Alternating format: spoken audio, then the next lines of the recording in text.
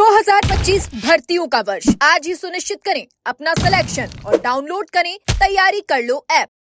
राजस्थान में 25 सालों के बाद निकाली गई चतुर्श्रेणी कर्मचारी भर्ती में इस समय आवेदन प्रक्रिया जारी है और राजस्थान कर्मचारी चयन बोर्ड की ओर से पिछले दिनों ही राजस्थान जीके के सिलेबस में लेकर जो बदलाव किए गए थे उसके बाद तो मानो बम्पर आवेदन की संख्या बढ़ती ही जा रही है। आपको बता दें कि जब भर्ती का सिलेबस जारी किया गया था उस समय राजस्थान जीके का वेटेज महज 17 से 18% रखा गया था, जिसके बाद प्रदेश के युवा बेरोजगारों ने राजस्थान जीके का वेटेज बढ़ाने की मांग अपनी तेज कर दी थी और आखिरकार भजनलाल सरकार ने युवा हितों में फैसला लेते हुए राजस्थान जीके के वेटेज को लगभग 42% करने का फैसला लिया। उसके बाद से ही आवेदन प्रक्रिया में तेजी आई है। आपको बता दें कि इस आवेदन प्रक्रिया 19 अप्रैल तक चलेगी, लेकिन इससे पहले ही कर्मचारी चयन बोर्ड को लगभग 12 लाख से ज्यादा आवेदन प्राप्त हो चुके हैं। इसके साथ ही कर्मचारी चयन बोर्ड के पास लगभग 20 से 22 लाख आवेदन इस भर्ती परीक्षा को लेकर आने की संभावना नजर आ रही है। तो वहीं पिछले दिनों पशु परिचर भर्ती परीक्षा जो एक बड़े स्तर पर आयोजित हुई थी, जिसमें 10,53,000 से ज्यादा परीक्षार्थियों ने भाग लिया था। इस परीक्षा का आयोजन 6 पारियों में करवाया गया था, लेकिन जब परिणाम जारी हुआ तो नॉर्मलाइजेशन का ऐसा खेल हुआ जिससे युवा बेरोजगारों के सपनों पर पानी फिरता हुआ नजर आया।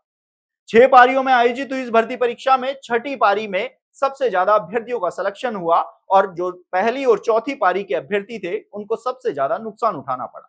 तो वहीं अब प्रदेश के युवा बेरोजगारों ने मांग तेज कर दी है कि कहीं चतुर्श्रेणी कर्मचारी भर्ती जो 25 सालों के बाद राजस्थान में निकाली गई है, लगभग 20 से 22 लाख युवा बेरोजगार इस भर्ती को लेकर आस लगाए बैठे हैं, कहीं उनके ऊपर भी ये नॉर्मलाइजेशन की तलवार न लटक जाए।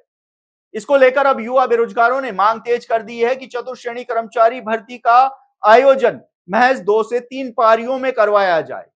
बड़ी संख्या में परीक्षा केंद्र बनाए जाएं, जिसके बाद इस परीक्षा को ज्यादा पारियों में न करवाया जाए, क्योंकि जितनी ज्यादा पारियां होंगी उतनी ही ज्यादा नॉर्मलाइजेशन की समस्या बढ़ती हुई नजर आएगी।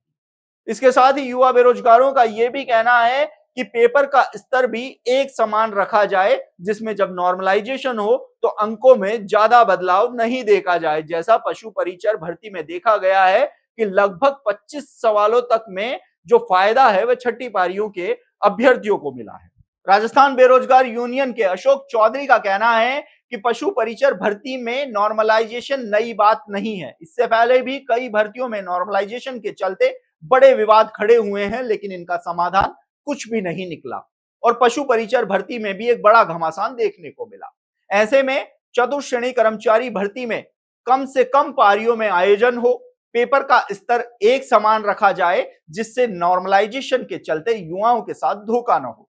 ऐसे में अब देखना होगा कि 25 सालों के बाद राजस्थान में आयोजित होने वाली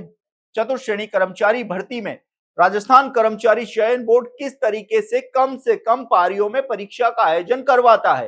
क्योंकि पशु परिचर भर्ती का परिणाम जारी होने के बाद बोर्ड अध्यक्ष मेजर जनरल आलोक राज ने माना है कि ज्यादा पारियों में परीक्षा के आयोजन होने के चलते नॉर्मलाइजेशन की स्थिति बनती है, जिससे कहीं ना कहीं युवाओं को नुकसान होता है। ऐसे में अब देखना होगा कि चतुर्श्रेणी कर्मचारी भर्ती जिसमें लगभग 20 से 22 लाख युवा बेरोजगारों के शामिल होने की संभावना जताई जा रही है, इस परीक्षा को लेकर बोर्ड के द्वारा क्या तैयारी की जाती है और कितनी पारियों में इस परीक्षा का आयोजन करवाया जाता है, ये देखने वाली बात होगी। आप देखते रहिए एजुकेशन नगरी, मैं हूं ललित वर्मा।